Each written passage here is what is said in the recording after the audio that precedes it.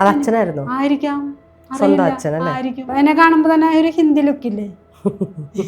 അമ്മ മലയാളി, അച്ഛൻ ഹിന്ദിക്കാരനായിരിക്കാം. അവൾ പറഞ്ഞു എനിക്കൊരു കൂട്ടുകാരത്തിയുണ്ട്, ആരുമില്ല, വളർത്തുമോളാണ്. അവൾ പറഞ്ഞു, തുറന്നു പറഞ്ഞു, ഞാൻ വളർത്തുമോളാണ്. അവൾ അച്ഛൻ്റെ അമ്മയുടെയും കാലം കഴിയുമ്പോൾ അനാഥാലയത്തിലേക്ക് പോകാനിരിക്കുകയാണ്, ആരും ഇല്ലാത്തത് കൊണ്ട്. ഇപ്പം ചേട്ടനൊരു ജീവിതം കൊടുക്കാൻ പറ്റുമെങ്കിൽ നല്ല കാര്യമായിരിക്കും. ഇതൊക്കെ പറഞ്ഞു കഴിഞ്ഞപ്പോൾ പുള്ളിക്ക് സിമ്പതി, സഹതാപം, ഓക്കെ അടിച്ച്. എന്നിട്ട് അവൻ എന്നോട് പറഞ്ഞില്ലല്ലോ ഈ കാര്യം എന്ന് പറഞ്ഞു. അവനോട് ചോദിക്കട്ടെ എന്ന് പറഞ്ഞിട്ട് വെച്ച്. ഞാൻ കുഞ്ഞായിരുന്നപ്പോൾ തന്നെ ഈ നാട്ടും പുറമല്ല, അപ്പം അവിടെ എന്ന് പറഞ്ഞാൽ നിഷ്കളങ്കരായ മനുഷ്യരൊക്കെയാണ്. അപ്പം എല്ലാവരും ഇങ്ങനെ വളർത്തുമൂട്. അപ്പം നമ്മളിങ്ങനെ പോകുമ്പോൾ ഇതേതാണ് കൊച്ചി, അത് നമ്മുടെ വളർത്തുമൂട്, മറ്റേ വെടിച്ച് വളർത്തുന്നത് പ്രവാറിൻ്റെ വളർത്തുമൂള്, അങ്ങനെയാണ് ഞാൻ അറിയപ്പെട്ടിരുന്നത് നാട്ടിൽ. അപ്പം ഇത് എല്ലാവരും ഇങ്ങനെ പറയുമ്പോൾ നമുക്കിങ്ങനെ ഒരു അറിവ് വെച്ചപ്പോൾ നമ്മളിങ്ങനെ ചോദിക്കാൻ തുടങ്ങി, എന്താണ് എന്നെ എല്ലാവരും വളർത്തുമോള് ദത്തുപുത്രി എന്നൊക്കെ പറയണം. ഇന്ന് എന്നോടൊപ്പം ഉള്ളത് ലൈജു ചേച്ചിയാണ്. ചേച്ചി നമസ്കാരം. നമസ്കാരം. ചേച്ചി ചേർത്തലയിൽ വരുന്നു അല്ലേ? ഞങ്ങളുടെ വീഡിയോ കണ്ടിട്ട് ഞങ്ങളെ ഡയറക്റ്റായിട്ട് വിളിച്ചിട്ട് എനിക്കും പറയാനുണ്ട്, എൻ്റെ ജീവിതവും പറയാനുണ്ടെന്ന് പറഞ്ഞു. എനിക്ക് ചേച്ചി എന്നിട്ട് ഓഡിയോ അയച്ചു, 18 മിനിറ്റ് 22 മിനിറ്റ് ഒക്കെ. അത് വലിയതായിരുന്നു. ഞാൻ അപ്പോൾ പറഞ്ഞു ചേച്ചി നേരിട്ട് പറ, അത് ക്യാമറയിൽ പറയാൻ പറഞ്ഞു. എന്താ ലൈജു ചേച്ചിക്ക് എന്താണ് പറയാനുള്ളത്? ജീവിതത്തിൽ നിന്നും മൺമറഞ്ഞു പോകേണ്ട ഒരു വ്യക്തി ഇന്നിപ്പോൾ ഈ നിലയിലെത്തിയത് നമ്മുടെ ദൈവത്തിന്റെ അനുഗ്രഹവും നമ്മുടെ ആ ഒരു പവറിന്റെ ആ ഒരു ഇതും. സാധാരണ എല്ലാവരും ഇങ്ങനെ ആത്മഹത്യയിലേക്ക് പോവുകയാണല്ലോ ഒരു ഇത് വരുമ്പോൾ. ഞാനും വിചാരിച്ചിട്ടുണ്ട് ആത്മഹത്യയൊക്കെ ചെയ്യാന്നൊക്കെ, പക്ഷെ അതുകൊണ്ട് നമുക്കൊന്നും നേടാൻ പറ്റൂലല്ലോ. നമ്മൾ ദൈവം ഏൽപ്പിച്ചു വന്ന നമ്മുടെ ആത്മാവിന് നമ്മൾക്ക് കടമുണ്ട്. കാരണം ശരീരം നമ്മൾ ഇന്നല്ലെങ്കിൽ നാളെ നശിഞ്ഞു പോകും, ഇന്നലെ പുഴുവാവും അല്ലെങ്കിൽ ചാരായി പോകും. രണ്ടിലേതെങ്കിലൊന്നും സംഭവിക്കുമല്ലോ. സംഭവിക്കും. എനിക്ക് എന്ന് വെച്ചിട്ടുണ്ടെങ്കിൽ ഇത് രണ്ടും അല്ല, ഞാൻ മെഡിക്കൽ കോളേജിൽ കൊടുക്കാൻ ആഗ്രഹിക്കുന്ന ഒരാളാണ്. പിള്ളേര് പഠിച്ചോട്ടെ, നമ്മൾക്ക് ഇതും കൊണ്ട് വലിയ നേട്ടമില്ല, അവർക്ക് പഠിക്കാനുള്ള ഒരു അവയവമായിട്ട് ഞാൻ കൊടുക്കാൻ തയ്യാറാണ്. ചേച്ചീനെ എത്ര ഓഡിയോ ഇട്ടതിനകത്ത് എന്നോട് പറഞ്ഞത് ചേച്ചീനെ വളർത്താൻ കൊടുത്തു അല്ലേ? അതെങ്ങനെയാണ് ചേച്ചിയുടെ ചെറുപ്പം, ചേച്ചിയുടെ ഇതെങ്ങനെ കഥയൊന്ന് പറഞ്ഞേ. അതെന്ന് വെച്ചാൽ അച്ഛനും അമ്മക്കൊക്കെ കല്യാണം കഴിച്ചിട്ട് മക്കളുണ്ടായില്ല. മക്കളെ 4 അമ്മ പ്രസവിച്ചു, പക്ഷെ അതെല്ലാം മരിച്ചുപോയി. മാസം തികയാതെ പ്രസവിച്ച് അങ്ങനെ പോയി. പിന്നെ ഒരെണ്ണം കിട്ടിയതായിരുന്നു, ഒരു മോനെ. 4 ആൺകുട്ടികളായിരുന്നാ പറയണത്. ഒരു മോനെ കിട്ടി കഴിഞ്ഞ് കുറച്ചങ്ങാട് ഇങ്ങനെ ആയപ്പം കുഞ്ഞിലെ തന്നെ ആയപ്പോകും അച്ഛൻ്റെ പെങ്ങള്, അമ്മ അപ്പുറത്തായിരുന്നു. അന്ന് ഈ കൽപ്പരയും ചെറിയ പണ്ടത്തെ വീടല്ലേ, അപ്പൊ ഞങ്ങളുടെയൊക്കെ വീട് കല്ലിന്റെ പെരയായിരുന്നു, കല്ലിട്ടിട്ട് മുകളിൽ ഓല. അപ്പൊ അതൊരു മുറിയിൽ ഇങ്ങനെ ഈ കുഞ്ഞിനെ തൊട്ടിൽ കെട്ടിയിട്ട് ഇങ്ങനെ ഇട്ടേക്കായിരുന്നു, പാലൊക്കെ കൊടുത്ത് ഉറക്കി. അപ്പൊ അമ്മ അപ്പുറത്ത് പണിയുടെ സമയത്ത് പെട്ടെന്ന് എന്തോ ഇങ്ങനെ ഉള്ളിൽ തോന്നി പുറത്തത് വന്നപ്പോ കുഞ്ഞമ്മേന്നാ വിളിക്കണേ ഞങ്ങള്, അച്ഛൻ്റെ പെങ്ങള്. 2 പെങ്ങന്മാരിൽ ഒരു പെങ്ങള്, ഇളയാള്. പാല് കൊച്ചിന്റെ മൂക്കിലേക്ക് വെച്ച് കൊടുക്കണം. അപ്പൊ പുള്ളിക്കാരത്തിന് പ്രസവിച്ചതായിരുന്നു. അപ്പൊ ആ ഒരു 7.5 സെന്റും വീടും അവർക്ക് കിട്ടണം എന്നുള്ളൊരു ഉദ്ദേശം, മനസ്സിലായില്ലേ? ഇത് കുഞ്ഞ് വളർന്ന് വലുതായി വരുമ്പോ ഈ വീടും സ്ഥലവും അവർക്ക് ആ കുഞ്ഞിനല്ലേ കിട്ടുള്ളൂ. അപ്പൊ കുഞ്ഞമ്മയുടെ ചിന്ത മൊത്തം ഈ വീട് സ്ഥലം വേറെ അവകാശികൾ പാടില്ല, ആങ്ങൾക്ക് മക്കളുണ്ടായാലേ ഇത് പോകുള്ളൂ, അത് അവരുടെ തറവാട്ട് വീട്. അപ്പൊ അമ്മ ഒന്ന് നോക്കുമ്പോ ഇങ്ങനെ കൊച്ചിന്റെ മൂക്കിലേക്ക് പാലിങ്ങനെ മുലപ്പാലിങ്ങനെ ചുറ്റിച്ചു കൊടുത്തിട്ട് കൊച്ചിങ്ങനെ കൈയും കാലും ഒക്കെ മുകളിലേക്ക് എടുത്തിട്ട് കരയണം. അപ്പം അയ്യോ എൻ്റെ കുഞ്ഞെന്നും പറഞ്ഞിട്ട് കരഞ്ഞു വന്നപ്പോഴേക്കും അമ്മ മേടിച്ച്. പക്ഷെ അപ്പോഴേക്കും കുഞ്ഞ് മരിച്ച്. ഇങ്ങനെ മൂക്കിലേക്കല്ലേ പാല് പോയത്, കുഞ്ഞു കൊച്ചല്ലേ. അപ്പം അങ്ങനെ മക്കളില്ലാതെയൊക്കെ ഇരുന്ന് വിഷമിച്ചിരിക്കുന്ന സമയത്ത് ആണ് അച്ഛനും അവിടെ ഞങ്ങളുടെ വീടിൻ്റെ തൊട്ടിപ്പം തന്നെ മില്ലുണ്ടായിരുന്നു, മടലടിക്കണ ചകിരിക്ക, അതിൻ്റെ പണിയായിരുന്നു. അപ്പം അന്നും മംഗളം പത്രത്തിലൊരു പരസ്യം ഉണ്ടായിരുന്നു. അപ്പൊ 2 പത്രം അവിടെ വരുത്തിക്കും. അതിൽ മംഗളം പത്രത്തിലായിരുന്നു എൻ്റെ പരസ്യം ഉണ്ടായിരുന്നത്. ഒരു കുട്ടിയെ കൊടുക്കാനുണ്ട്, ആവശ്യമുള്ളവർ ബന്ധപ്പെടുക. ആരാണ്? ചേച്ചിയുടെ മാതാപിതാക്കൾ? അല്ല, മറ്റേ എറണാകുളം ജില്ലയിൽ അറിയപ്പെടുന്ന നമ്മുടെ സർവോദയ കുര്യൻ സാറ്. പുള്ളി ഇങ്ങനെ കുട്ടികളെയൊക്കെ അഡോപ്റ്റ് ചെയ്യുന്നതായിരുന്നു, കുട്ടികളില്ലാത്തവർക്ക്. ചേച്ചി ചേച്ചീനെ ചെറുതിലെ ചേച്ചിയുടെ അച്ഛനും അമ്മയും വളർത്താൻ കൊടുത്തു? അല്ല, ചേച്ചിയുടെ അച്ഛനും അമ്മയും ഈ ഓർഫനേജിലാക്കിയതാണോ? അല്ല. അപ്പൊ വരട്ടെ, കഥ വരട്ടെ. അപ്പൊ ഇങ്ങനെ ഈ പരസ്യം കണ്ട് ഒരു കുട്ടിയെ കൊടുക്കാനുണ്ട്, ആവശ്യമുള്ളവർ വരിക എന്ന് പറഞ്ഞിട്ട്. അപ്പൊ അച്ഛൻ്റെ കൂട്ടുകാരൊക്കെ പറഞ്ഞ്, അച്ഛൻ്റെ പേര് പ്രഭാകരൻ, തനിക്ക് മക്കളില്ലല്ലോ, എന്നാലും നാളെ ഒരിക്കലും നിങ്ങൾ വയസ്സാകുമ്പോ പെങ്ങാമാരുടെ മക്കളുണ്ട്, ചേട്ടന്മാരുടെ മക്കളുണ്ട് എന്നൊക്കെ പറഞ്ഞിട്ട് കാര്യമില്ലല്ലോ, നമുക്കൊരു കുഞ്ഞുണ്ടെങ്കിൽ അവര് ഒരു നോക്കിക്കോളുമല്ലോ എന്ന് പറഞ്ഞു. അപ്പൊ അച്ഛനും അമ്മയും കൂടി ആലോചിച്ചപ്പോൾ ശരിയാണെന്ന് പറഞ്ഞിട്ട് ഈ പരസ്യം കണ്ടിട്ട് അവരൊരു അടുത്ത ദിവസം തന്നെ ഈ പരസ്യം കൊടുത്ത വ്യക്തിയുടെ അടുത്ത് നിന്നത്, ഞാറക്ക കുര്യൻ എന്ന് പറയും. കുര്യൻ സാർ എന്ന് പറഞ്ഞാൽ ഈ ലോകം അറിയുന്ന ആളാ, സർവോദയ കുര്യൻ എന്ന് അദ്ദേഹത്തിന് പറയണം. അപ്പൊ അവിടെ ചെന്നപ്പോ സാറ് പറഞ്ഞ് ആ കുട്ടിയുണ്ട്, പക്ഷെ എത്തിച്ചിട്ടില്ല. ആരെങ്കിലും ഉണ്ടെങ്കിൽ പറയാനാ പറഞ്ഞേക്കണം. അപ്പം നിങ്ങൾക്ക് വളർത്താൻ താല്പര്യം ഉണ്ടെങ്കിൽ ഞാൻ എത്തിച്ചു തരാമെന്ന് പറഞ്ഞു.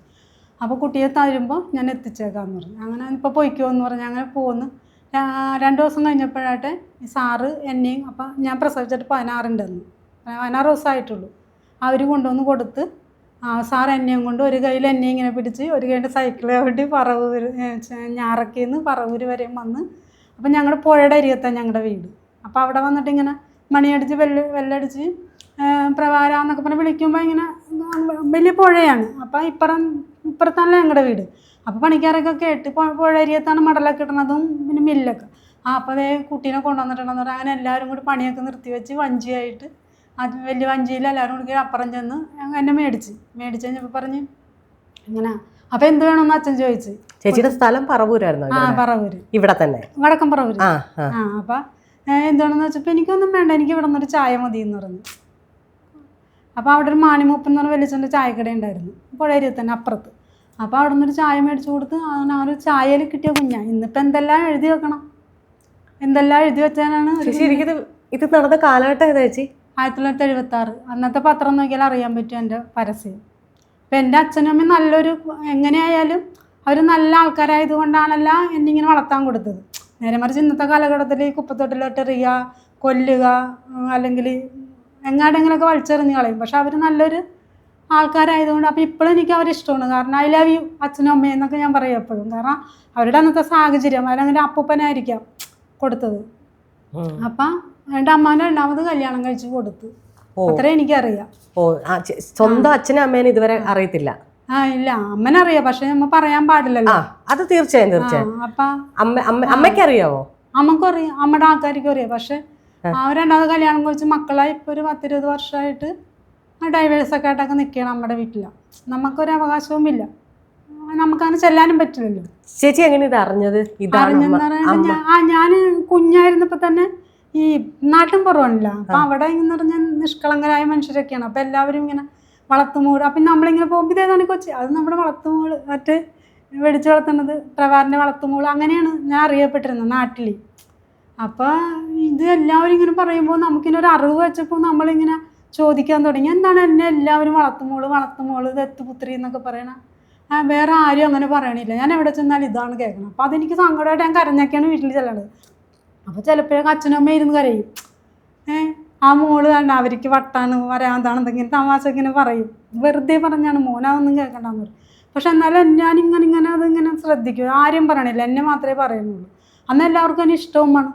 പിന്നെ അച്ഛൻ്റെ ആൾക്കാരുടെ അടുത്തും നമ്മുടെ വീട്ടിലൊക്കെ ഇങ്ങനെ ഓരോ പരിപാടി, കല്യാണമോ വിരുന്നോ അങ്ങനെ എന്ത് കാര്യം വന്നാലും ഇവരെല്ലാവരും അമ്മാവൻ്റെ വളർത്തുമോള്, വല്യമ്മയുടെ വളർത്തുമോള്, കുഞ്ഞമ്മയുടെ വളർത്തുമോള് ഇങ്ങനെ പറഞ്ഞ് പരിചയപ്പെടുത്തുന്നത്. പേര് പറയുന്നില്ല, അല്ലെങ്കിൽ വല്യമ്മയുടെ മോള്, ചിറ്റയുടെ മോള്, അല്ല അമ്മായിയുടെ മോള് അങ്ങനെ പറയുന്നില്ല. അമ്മാവൻ്റെ വളർത്തുമോളാണത്, വല്യമ്മയുടെ വളർത്തുമ്പോൾ ഇങ്ങനെ പറയുള്ളൂ. അപ്പോൾ അവിടെ നിന്ന് ആരും എന്നോട് അങ്ങനെ സംസാരിക്കുന്നില്ല, ചിരിക്കും, ഞാനും ചിരിക്കും. അപ്പോൾ അമ്മയുടെ അച്ഛൻ്റെയും കൂടെയാണ് എപ്പോഴും ഞാനിങ്ങനെ, ആരുമായിട്ട് ഇങ്ങനെ ഒരു കണക്ഷനില്ലല്ലോ. പിന്നെ എൻ്റെ നാട്ടിൽ കുറച്ച് സുഹൃത്തുക്കൾ, അന്ന് ഞാൻ അധികം ആരോടും മിണ്ടേമില്ല, ഇങ്ങോട്ടും മിണ്ടി അങ്ങോട്ടും മിണ്ടും. പിന്നെ എനിക്ക് കുറച്ച് സുഹൃത്തുക്കൾ, നമ്മൾ പഠിക്കുന്ന ആ ഒരു ഏജ് അങ്ങനെ ഉള്ളു. അപ്പോൾ അങ്ങനെയൊക്കെ അങ്ങനെ ഇപ്പോൾ അച്ഛനാണെങ്കിൽ വർഷത്തിലൊരിക്കലും ഇങ്ങനെ പ്രാന്ത് പോലെ വരും. അപ്പം ഞങ്ങൾ എന്നെ ഒന്നും ചെയ്യില്ല, അമ്മനെ എടുത്തിട്ട് ഇടിക്കും, ദ്രോഹിക്കാവുന്നതിൻ്റെ പരമാവധി ദ്രോഹിക്കും. അപ്പം അത് ഞാൻ കിടന്ന് കരയും. പിന്നെ ആരും വരില്ല, ഈ പ്രാന്തൻ്റെ കയ്യിൽ തല്ലി മേടിക്കാൻ ആരും ഇഷ്ടപ്പെടില്ല. പക്ഷെ എന്നെ ഭയങ്കര ഇഷ്ടവുമാണ്, എൻ്റെ അടുത്ത് സൈലൻ്റാണ്, അയാൾ എന്ത് പറഞ്ഞാലും കേൾക്കും. അപ്പം അങ്ങനെ ഓരോ കാലഘട്ടം ഇങ്ങനെ വന്ന് വേദനയിൽ നിറഞ്ഞൊരു ജീവിതം. പക്ഷെ എന്നാൽ അച്ഛനും അമ്മയും പിന്നെ രാജകുമാരനെ പോലെ വളർത്തുന്നു. ഞാൻ സത്യം പറഞ്ഞാൽ ചോറൊന്നും അങ്ങനെ കഴിച്ചിട്ടില്ല. ഫ്രൂട്ട്സ്, പിന്നെ ഏത്തപ്പഴം പുഴുങ്ങിയത്, പാല്, നാഴിപ്പാൽ രാവിലെ, നാഴിപ്പാൽ വൈകിട്ട്, പിന്നെ പാല് വേറെ ഇങ്ങനെ തിളപ്പിച്ചിങ്ങനെ ഇടും കുടിവെള്ളത്തിന് പകരം. അപ്പോൾ വന്നും പോയി പാലൊക്കെയാണ് കുടിക്കുന്നത്. അപ്പോൾ പിന്നെ ചോറ് കഴിക്കേണ്ട ആവശ്യമില്ല. ഒരു ദിവസം 5 കോഴിമുട്ടയാണ് എൻ്റെ ചെറുതില്ലേ ചേച്ചി കല്യാണം കഴിയുന്നത് വരെ.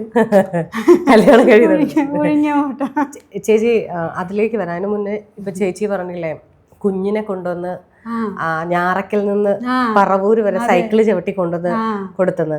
ഇപ്പൊ ഇന്നൊക്കെയാണ് അത് ഭയങ്കര പ്രശ്നമാവും. കാരണം അന്നൊക്കെ പറയുമ്പോൾ അതാണ് ഞാൻ കാലഘട്ടം ചോദിച്ചത്. 1976 ജനിച്ച് 16 ദിവസം ചേച്ചി.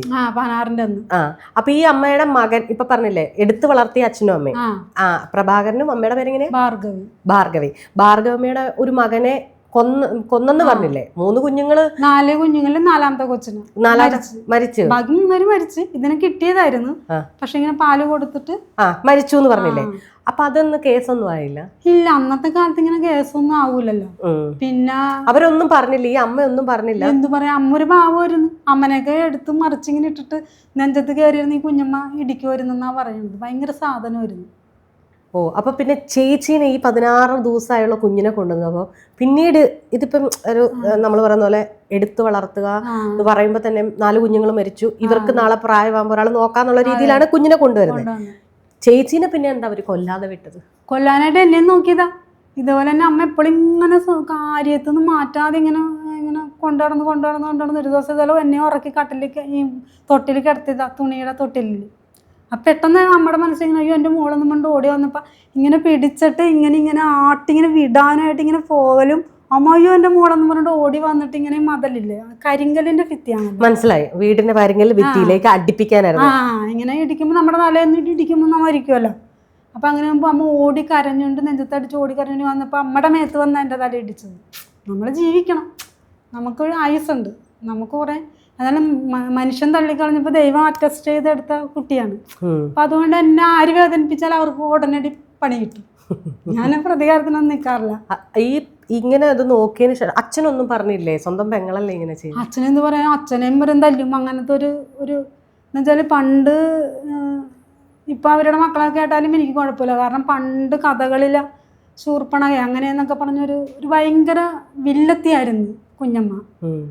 കുഞ്ഞമ്മ ഇങ്ങനെ നിന്ന് കഴിഞ്ഞാൽ ആരും ഇങ്ങനെ, അതായത് നമ്മുടെ ഗോഡ് ഫാദറിലെ അച്ഛനോടൊക്കെ പോലെ ഉള്ളിക്കാരത്തിയാണ്, ഒരു പവറുള്ളൊരു ലേഡിയായിരുന്നു.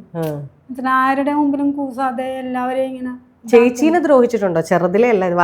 അങ്ങനെ അതുകൊണ്ട് തന്നെ അങ്ങോട്ട് അവരുടെ വീട്ടിലോട്ടൊന്നും വിടൂലായിരുന്നു. അച്ഛൻ്റെ അമ്മയുടെയും മറയത്ത് ഇങ്ങനെ പൊതിഞ്ഞു പിടിച്ചിട്ടാണ്. ഇപ്പോൾ ഒരു കളിക്കാൻ പോലും വിടില്ല, എല്ലാവരും എൻ്റെ വീട്ടിലാണ് വരുന്നത്. കാരണം എന്നെ എന്തെങ്കിലും ചെയ്ത് ആരെങ്കിലും കൊന്നു കഴിഞ്ഞാൽ ഇവർക്ക് ഉണ്ടാവില്ലല്ലോ എന്ന് പേടിച്ചിട്ടായിരിക്കാം. പിന്നെ ആ ഒരു കെയറിങ്ങിലാണ് ഇങ്ങനെ വളർത്തിക്കൊണ്ട് വന്നത്. അപ്പോൾ ഒരുപാട് പേര് വീട്ടിൽ വരും, ഞാനും കളിക്കും. പിന്നെ എവിടെയെങ്കിലും കളിക്കാൻ പോകണമെങ്കിൽ അച്ഛനെ എവിടെയെങ്കിലും പോയ സമയം നോക്കി പോയിട്ട് അച്ഛൻ വന്നിട്ടാന്ന് ഇങ്ങനെ നോക്കിയിട്ട് അച്ഛനെ നേരിലാണ് പോകുമ്പോൾ ഓടിപ്പോരും, അല്ല വഴക്കിടും. സ്നേഹത്തിന്റെ വഴക്ക്. അങ്ങനെ പേടിയാണ് അവർക്ക് നഷ്ടപ്പെട്ടു പോകാതിരിക്കാനുള്ള. ഇപ്പോഴും കുഞ്ഞമ്മയുണ്ടോ? ഇല്ല, കുഞ്ഞമ്മ മരിച്ചൊക്കെ പോയി. ഒരാളിങ്ങനെയൊക്കെ ചെയ്യൂന്നേ കേൾക്കുമ്പോ തന്നെ ഞെട്ടല് തോന്നുന്നു. നമ്മൾ ഇപ്പം വായിക്കുന്ന ഓരോരോ വായന ഇന്നാണെങ്കിൽ അത് ശരിക്കും അത് കേസാവാൻ പറ്റും. അന്ന് അങ്ങനെയൊന്നും ഇല്ലല്ലോ. പിന്നെ അച്ഛൻ്റെ ആൾക്കാരെയും വേറെ ആൾക്കാരൊന്നും ഇടപെട്ടിട്ടില്ല. പിന്നെ വളർത്തു മകളല്ലേ, അത് മരിച്ചാലും തലെങ്കിലും സ്വന്തം കുഞ്ഞാണെങ്കിലും ആരും അങ്ങനെയൊന്നും ഇതാക്കില്ല. സ്വന്തം ആങ്ങളേനെ തന്നെ ഈ കുഞ്ഞമ്മയുടെ അച്ഛൻ്റെ ഏറ്റവും ഇളയ അനിയൻ അതിനെ തന്നെ ഇങ്ങനെ ഒരു കപ്പ പുഴുങ്ങി വെക്കുമല്ലോ അന്നൊക്കെ. കപ്പയൊക്കെയാണല്ലോ അന്നത്തെ ഫുഡ്, ചേന കപ്പ. അപ്പം ഈ കപ്പ ഒന്ന് പുഴുങ്ങി വെച്ചതിനിപ്പോൾ കുഞ്ചൻ വന്നിട്ട് ഞാനൊന്നുമില്ല കാലഘട്ടം ഒരു കഷണം എടുത്തെന്നും പറഞ്ഞിട്ട് അന്ന് ഈ ഇരിക്കുന്ന പലക പിന്നെ ഈ ചിരവത്തടിയിലൊക്കെയല്ലേ ഇരിക്കണത്. അത്രയോ വർഷങ്ങൾക്ക് മുമ്പ് ആ ചിരവത്തടി എടുത്ത് അടിച്ചു കൊന്നു. ആ ഒരു കപ്പ എടുത്തതിന് അടിച്ചു കൊന്നോ എന്നാണ് പറയണ അമ്മയൊക്കെ പറഞ്ഞത്, അച്ഛനും അമ്മയൊക്കെ. എന്നിട്ട് അവൻ മരിച്ച് തല അടിച്ച് വീണ് മരിച്ചെന്നാക്കി ദയിപ്പിച്ച് കളഞ്ഞെന്നാണ് അന്നത്തെ കാലഘട്ടത്തിലെ കാര്യമാണ്. വർഷങ്ങൾക്ക് മുന്നേ. അന്ന് ഞാനൊന്നും ജനിച്ചിട്ടില്ല, അതിനൊക്കെ ഒത്തിരി മുമ്പ്. നമ്മുടെ കല്യാണം കഴിഞ്ഞിട്ടില്ല, അമ്മ കല്യാണം കഴിഞ്ഞ് വന്നപ്പോഴാണ് ഈ കഥകൾ അറിയണം. അവരുടെ അച്ഛൻ്റെ ഒക്കെ ഒരു ചെറുപ്പ പ്രായത്തിൽ. അത് തന്നെ. അപ്പം അത്രയും ക്രൂര മൈൻഡുള്ളവരാണ്. പക്ഷെ എന്നെ വിളിച്ചാലും മിണ്ടും, പിന്നെ കണ്ടാലൊക്കെ സ്നേഹമാണ്. അതെല്ലാവരോടും പറയും. വളർത്തുമ്പോഴൊന്നും ഇന്ന് വരെയും കുഞ്ഞമ്മ പറഞ്ഞിട്ടില്ല. പിന്നീട് എപ്പോഴേക്കോ ആണ് പറഞ്ഞേക്കണത് ഇതെൻ്റെ ആങ്ങളുടെ വളർത്തു മകളാണെന്ന്. കുഞ്ഞിലൊന്നും അങ്ങനെ ആരോടും പറയൂലായിരുന്നു. ഭയങ്കര സ്നേഹമായിരുന്നു. അപ്പം നമുക്കിതൊന്നും സ്വത്തിനും പണത്തിനും വേണ്ടിയിട്ടാണ് അവർ ആകെ ഒരു 7.5 സെൻറ്റും സ്ഥലവും ഒരു വീടും. പിന്നീട് ഇങ്ങനെ ഭിത്തിയൊക്കെ ഇങ്ങനെ നടന്നിങ്ങനെ ഈ ഉപ്പ് കാറ്റൊക്കെ അടിക്കുമ്പോൾ ഇങ്ങനെ ഇതാവുമല്ലോ. അപ്പം ഞാൻ വളർന്ന ഒരു മധുരയ്ക്ക് ഇങ്ങനെ ആയിക്കഴിഞ്ഞപ്പോൾ അമ്മ പറഞ്ഞ് അയ്യോ വീട് വീണ് കഴിഞ്ഞാൽ മകള് പോകും. അച്ഛനമ്മയും പോണതല്ല, മകള് പോകുന്നുണ്ട്. അമ്മ നിർബന്ധിച്ച് അത് പൊളിപ്പിച്ച് ചെറ്റ വീടാക്കി. മനസ്സിലായില്ലേ? അപ്പം അച്ഛൻ ഇങ്ങനെയാണെങ്കിലും ഈ മെൻ്റൽ പോലെ വരും. അതിങ്ങനെ വർഷങ്ങൾക്ക് മുമ്പ് അച്ഛനിങ്ങനെ കിഴക്കൻ നാട്ടിൽ കല്ലൊക്കെ എടുത്തിട്ട് വിൽക്കണ പണിയാണ് അച്ഛന്. കല്ല് മഞ്ചിയിലൊക്കെ കൊണ്ടുവന്നിട്ട് കരിങ്കല്ലൊക്കെ ആളുകളൊക്കെ എത്തിക്കണം. കിഴക്കൻ നാട്ടിൽ എന്ന് പറഞ്ഞാൽ നമ്മുടെ കിഴക്കൻ നാട്ടില്, നിങ്ങളുടെ കിഴക്കൻ നാട്, ഇപ്പൊ നമ്മുടെ കിഴക്കൻ നാട്ടില് മാടവൻ അങ്ങനെയൊക്കെ സ്ഥലമൊക്കെ കല്ലിന്റെ മട ഉണ്ടല്ലോ, പാറമട. അപ്പൊ വഞ്ചിക്കൊക്കെ പോയിട്ട് ഈ കല്ലൊക്കെ എടുത്തിട്ട് വന്ന് വീടുകളിലെ ആൾക്കാർക്കൊക്കെ കൊടുക്കുന്ന ജോലിയായിരുന്നു അച്ഛൻ. അതൊക്കെ നിർത്തി കഴിഞ്ഞപ്പോഴാണ് മില്ലിലെ ചകിരി ആ മുതലാളി മില്ല് തുടങ്ങിയപ്പോ അവിടെ നിന്ന് ചകിരിച്ചോറ് എടുക്കുന്നതാണോ? മടല് ഇങ്ങനെ മിഷയത്തിലിട്ടിട്ട് ഇങ്ങനെ അത് കറങ്ങി വന്നിട്ട് ചാറ് വേറെ പോകും, ചകിരി വേറെ പോകും, പോള വേറെ പോകും. അങ്ങനെ ഒരു മില്ലാണെന്നാണ് പറയണത്. അപ്പൊ മില്ലിലെ പ്രഭാകരൻ എന്നാണ് അച്ഛൻ അറിയണത്. മൂലപ്പറമ്പിലെ പ്രഭാകരൻ, മില്ലിലെ പ്രഭാകരൻ അങ്ങനെയൊക്കെ പറഞ്ഞാലൊരു അറിയുന്നത്. നമ്മുടെ ഈ സലിയൻകുമാറിന്റെ നാട്, സലിംകുമാറിന്റെ നാട് അങ്ങനെ പറയാം. സലിയപ്പൻ, ഞാനൊക്കെ കുഞ്ഞുനാളെ കണ്ടു വളർന്ന ആളാണ്. സലിയപ്പൻ എന്നാണ് ഞങ്ങൾ വിളിക്കണ നാട്ടില്. സലിംകുമാർ എന്ന് വിളിക്കാറില്ല, സലിയപ്പ എന്നാണ് വിളിക്കുന്നത്. അവര് ഞങ്ങള് വേറൊരു പുയപ്പള്ളി എന്ന് പറഞ്ഞ സ്ഥലം, ചുറ്റാറ്റ അവര് തൊട്ടടുത്ത്. അങ്ങനെ ഒരു അപ്പൊ ഈ അച്ഛൻ എങ്ങനെയാണ് ഈ ഭ്രാന്ത് അല്ലെങ്കിൽ? അപ്പൊ അവിടെയും കല്ലെടുക്കാൻ പോകുന്ന വാറപ്പടയിൽ ചെയ്ത ഒരു സ്ത്രീ ആയിട്ട് അവര് ലൈനായി. പാറമട എന്നാ പറയണത്. പാറമടയില് കല്ലെടുക്കാൻ പോയിട്ട് അപ്പൊ അവിടെ അടുത്തുള്ള ഒരു സ്ത്രീ ആയിട്ട് ലൈനായി കഴിഞ്ഞപ്പോ ചോദിക്കുന്ന കാശൊക്കെ കൊടുക്കാൻ വേണ്ടിട്ട് ഈ കൈവിഷം എന്നൊക്കെ പറയണ കൊടുക്കും. ഇപ്പോഴും ഉണ്ട് ആ ആചാരം. കാരണം വശ്യം ചെയ്യുക, ഞാൻ പറയണതെല്ലാം അനുസരിക്കുക. ഇപ്പൊ മോനുണ്ട്, ഞാൻ എന്ത് പറഞ്ഞാൽ മോനെ എൻ്റെ ചെലപ്പടിയിൽ നിൽക്കണമെന്നും പറഞ്ഞുകൊണ്ട് ഭക്ഷണത്തിലോ അല്ലെങ്കിൽ വെള്ളത്തിലൊക്കെ ഇങ്ങനെ കൊടുക്കുന്നൊരു സംഭവം. അതിങ്ങനെ കിടന്ന് ഇങ്ങനെ വയറ്റി കിടന്ന് പോകൂല, വയറിളയാലും പോകൂല. അതൊന്നും ഏതെങ്കിലും ഒരു സൈഡിൽ ഇങ്ങനെ കുടലിൽ പറ്റി കിടന്നിട്ട് മുടി വരും, രോമം, നമ്മുടെ ഇതേപോലത്തെ ഒരു രോമം വരും. രോമം എന്ന് പറഞ്ഞാൽ നമ്മുടെ എല്ലാവരുടെയും മൈൻഡ് മാറിപ്പോവും, നമ്മുടെ കൺട്രോൾ പോവും, പിന്നെ ഭ്രാന്തായി പോവും. അതുകൊണ്ടാണ് കൈവശം ഉള്ളിലുണ്ടെന്ന് അറിഞ്ഞാൽ നിമിഷം നമ്മൾ മാറ്റിക്കളയണം. മാറ്റിക്കളഞ്ഞില്ലെങ്കിൽ നമ്മുടെ ഭാവി പോയി, നമ്മുടെ ജീവിതം പോയി, പിന്നെ നമ്മുടെ മൈൻഡിൽ നിൽക്കൂല നമ്മുടെ ഇത്. അപ്പം അങ്ങനെ വന്നാണ് അന്നൊക്കെ ഈ തിരുവിഴയിലൊക്കെ കൊണ്ടുവന്ന് ഛർദ്ദിക്കാനായിട്ട് അന്നും ആരും തുനിഞ്ഞില്ലായിരിക്കും. പിന്നെ എനിക്കും ഇതൊന്നും അറിയില്ല, പക്ഷെ ഇപ്പോഴായിരുന്നെങ്കിൽ ഞാനത് ചെയ്താണ്. അച്ഛന് അതുകൊണ്ടാണ് വർഷത്തിൽ ഒരു ദിവസം അങ്ങനെ വരത്തുള്ളൂ. ഒരു ദിവസമല്ല, ഇപ്പൊ ഈ മാർച്ച് ഏപ്രിൽ മാസം എന്നൊക്കെ പറയുമ്പോൾ ചൂട് കൂടിയ ടൈമാണല്ലോ. ചൂട് കൂടുമ്പോൾ തല ഇതാവും. അങ്ങനെ പോയി കഴിഞ്ഞപ്പോൾ പിന്നെ അങ്ങോട്ട് വളർന്നു വന്നപ്പോൾ അതങ്ങോട്ട് കൂടുതലായി. 3ാം ക്ലാസ്സിലൊക്കെ പഠിക്കുമ്പോൾ ഭയങ്കരമായിട്ട് കൂടി ഞാൻ നോക്കിയപ്പോൾ ഒരു ദിവസം പഠിക്കാൻ പോയി വന്നു കഴിഞ്ഞപ്പോൾ അച്ഛനെപ്പോഴും വെള്ളത്തിൽ ചാടും. പുഴയല്ലേ, മുറ്റത്ത് തന്നെ പുഴയാണ്. ചിലപ്പോൾ വെളുപ്പിന് 2 മണിക്കായിരിക്കും, അല്ല പകലായിരിക്കും, പറയാൻ പറ്റില്ല. ചിലപ്പോൾ 2 മണിക്ക് 1 മണിക്കൊക്കെ എഴുന്നേറ്റ് അമ്പലത്തിലൊക്കെ പോകും. എണ്ണയൊക്കെ തേച്ച് ഒരു വടിയും വേണ്ട, അതും ഇങ്ങനെ തല്ലി പോകും. അച്ഛൻ പോകുമ്പോൾ എല്ലാവർക്കും ശരിക്കും ഞങ്ങളൊന്ന് ഉറങ്ങണത്. കാരണം അമ്മനെ ഉപദ്രവിക്കണതുകൊണ്ട് പേടിയാണ്. ഞാനിങ്ങനെ ഉറക്കൊളിച്ചിരിക്കും. കാരണം ഞാൻ അച്ഛാന്ന് വിളിക്കുമ്പോൾ പിന്നെ ഒന്നും ചെയ്യൂല. അപ്പം അമ്മനെ സംരക്ഷിക്കേണ്ട ഒരു ഡ്യൂട്ടി എനിക്കായതുകൊണ്ട് ഞാൻ ഉറങ്ങാതെ ഇങ്ങനെ ഇരിക്കും. ഉറങ്ങിക്കോളാൻ പറഞ്ഞാലും ഉറങ്ങൂല.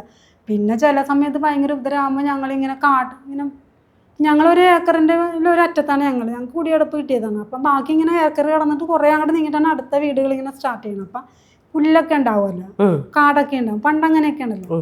അപ്പം ഞങ്ങളുടെ കുറച്ചങ്ങോട്ട് പടിഞ്ഞാറ വീട്ടിൽ ഇതിൻ്റെ ഇപ്പുറത്തെ സൈഡിൽ കുറേ കാട് പോലെയാണ്. അപ്പം അവിടെ ഒളിച്ചിരിക്കും ഞാനും അമ്മയും കൂടി. അപ്പം അവിടെയൊക്കെ ഇങ്ങനെ അന്ന് കറണ്ടൊന്നും ഇല്ലല്ലോ, അപൂർവം സ്ഥലങ്ങളിലല്ലേ കറണ്ടുള്ളൂ, ബാക്കിയൊക്കെ മണ്ണെണ്ണ വിളക്കിൻ്റെ ഇതിലല്ലേ. അപ്പം ഞങ്ങൾ അവിടെ പോയി ഇങ്ങനെ കാട്ടിൽ ഒളിച്ചിരിക്കും, ആരും കാണൂല. അപ്പം അതിൻ്റെ ഇപ്പുറത്ത് തന്നെ തൊട്ടടുത്തുള്ള വീട്ടിൽ അതുപോലെ തന്നെ ഞാൻ നോക്കിയപ്പോൾ ഒരു ഇങ്ങനെ വെള്ളയും ഇട്ടിട്ട് ആളിങ്ങനെ ഒഴുകി കിടക്കുന്നു. ഞാൻ അമ്മനെ വിളിച്ചിട്ട് ദേവി ഒരു ആളിങ്ങനെ. അപ്പം അമ്മ പെട്ടെന്ന് ഇങ്ങനെ മുഖം ഇങ്ങനെ പൊത്തി. അത് പിന്നീട് അറിഞ്ഞത് പ്രേതമായിരുന്നു. അപ്പം കുഞ്ഞിലെ പോലെ പ്രേതത്തിനൊക്കെ കാണും, ഇപ്പോഴും ഞങ്ങൾക്ക് കാണാം. പ്രേതത്തിനൊക്കെ കാണും ഞാൻ. അവർ കണ്ടു കഴിഞ്ഞാൽ നുണ പറയണതല്ല, കാണാൻ എനിക്ക്. ചേച്ചി പറഞ്ഞ കൈവശത്തിന്റെ കാര്യം ഇപ്പോഴും ഇതൊക്കെ ഉണ്ടെന്ന് പറയുന്നുണ്ട്, പക്ഷെ ഞാനതൊന്നും വിശ്വസിക്കാത്ത ഒരാളാണ്. സത്യമാണ്. ഞാനിപ്പോൾ ഒരു 60 പേർക്ക് അത് മാറ്റിക്കൊടുത്തു. അങ്ങനെ അതൊക്കെ ഉണ്ട് എനിക്ക്. അപ്പം അതൊക്കെ അറിയാം. അതെന്തുകൊണ്ടാണ് എൻ്റെ അച്ഛന് വന്ന ആ ഒരു ഇതുകൊണ്ടും എനിക്കറിയാവുന്നവർക്ക് ഞാനത് മാറ്റിക്കൊടുക്കും. കാരണം ഞാൻ ഒരുപാട് അനുഭവിച്ചിട്ടുണ്ട്. ഇപ്പം അമ്മനെ തല്ലുമ്പോഴാണെങ്കിലും മറ്റുള്ളവർ പ്രാന്തൻ്റെ മോളെന്ന് വിളിക്കുമ്പോൾ ആരാൻ്റെ അമ്മക്ക് ഭ്രാന്ത് മൂത്താൽ കണ്ടു നിൽക്കുന്നവർക്ക് ചിരിയുന്നല്ലേ. അത് മാനസികമായ പ്രശ്നങ്ങളായിരിക്കില്ലേ ചേച്ചി? നമ്മുടെ മനസ്സല്ലേ കൺട്രോൾ നിൽക്കുക. ഇല്ല, നമ്മൾക്ക് ഇങ്ങനെയുണ്ട് കൈവശം, കൂടാത്തരം, ആഭിചാരം, അതൊക്കെ സത്യമാണ്. ഇപ്പം നമ്മളൊന്നും ഉയർന്നെന്ന് കണ്ടാൽ നമ്മുടെ കൂടെ നിൽക്കുന്ന ഫ്രണ്ട്സ് വരെ നമുക്ക് ആഭിചാരം ചെയ്ത് നമുക്ക് പണി തരും. അങ്ങനെ ഒരു അവസ്ഥയിൽ കൂടി തരണം ചെയ്ത് ഞാനിപ്പോൾ ഒന്ന് വന്നതാണ്. എൻ്റെ ഉറ്റ സുഹൃത്തുനിന്ന് ഞാൻ കണ്ട സുഹൃത്തും എൻ്റെ കൂടപ്പുറപ്പായ എൻ്റെ ഒരു കൂട്ടുകാരി ഞാൻ രക്ഷപ്പെടരുത്. എന്നാൽ ഞാൻ അവൾക്കൊരു ഉപകാരം ദ്രോഹം ചെയ്തിട്ടില്ല. ഞാൻ പണം കൊടുത്തും മാനസികമായ സന്തോഷം കൊടുത്തും ചേർത്ത് പിടിച്ചും നമ്മൾ സംരക്ഷിച്ച അവർ തന്നെ നമുക്ക്. അപ്പം എൻ്റെ വേറെ കൂട്ടുകാരികളൊക്കെ ചോദിക്കുന്നുണ്ട്, എന്ത് ചെയ്ത് നിങ്ങൾ നമ്മൾ തല്ലുപിടിച്ച? ഇല്ല, പിന്നെന്താണ്, അവിടെ രക്ഷപ്പെടാൻ പാടില്ല. അതൊന്ന് ചിന്തിക്കുക. കൂടപ്പുറപ്പില്ല, സ്വന്തക്കാരില്ല, ബന്ധുക്കാരില്ല, അച്ഛനമ്മയും മരിച്ചുപോയി. അപ്പം നമുക്ക് ശരിക്കും ആരുമില്ല ഈ ലോകത്ത്. അങ്ങനെ ഒരാളെ ഉപദ്രവിക്കാൻ പാടുണ്ടോ? ഇപ്പം ഈ പറഞ്ഞ പോലെ അച്ഛനും അമ്മേനെ ഉപദ്രവിക്കുമായിരുന്നു. ചേച്ചി പറഞ്ഞല്ലോ 3ാം ക്ലാസ്സിലൊക്കെ പഠിക്കുന്ന പ്രായത്തിൽ ചെറുതും പ്രായം മുതൽ ഉപദ്രവിക്കും. ചേച്ചീനെ ഇവർ കൊണ്ടുവന്നു. ഇപ്പം ചേച്ചി തന്നെ കുറച്ച് മുന്നേ പറഞ്ഞു വളർത്തുപുത്രിയാണ്, അല്ലെങ്കിൽ എല്ലാവരും ഇങ്ങനെ പറയും. എന്നാണ് ചേച്ചി ഇത് ശരിക്കും ചോദിച്ചപ്പോൾ അച്ഛനും അമ്മയും മറുപടി പറഞ്ഞത് ഇന്ന പോലെ കിട്ടിയതാണ്? അത് അപ്പം അങ്ങനെ ഇങ്ങനെ അത് വെറുതെ പറയണേന്ന് പറഞ്ഞു. അപ്പം ഈ കുഞ്ഞിലായിരുന്നപ്പോൾ തന്നെ അച്ഛനോട് സാറ് പറഞ്ഞു കൊടുത്തപ്പോൾ തന്നെ ഒരു ദിവസം ഒഴിവനുസരിച്ച് അവിടെ വരണം, ഞാറക്കല്. അദ്ദേഹത്തിന് ഒരു ക്ലിനിക്ക് പോലെയുണ്ട്, ഹോമിയോ ഡോക്ടറും കൂടിയാ. അപ്പം ഞാൻ കുട്ടിയെ തരുന്നതായിട്ടൊരു ഫോട്ടോ എടുത്ത് വെക്കണം എന്ന് പറഞ്ഞു, തെളിവിന് വേണ്ടിയിട്ട്. അപ്പം ആ ഒരു ഫോട്ടോ വീട്ടിലൊരുപ്പുണ്ട്.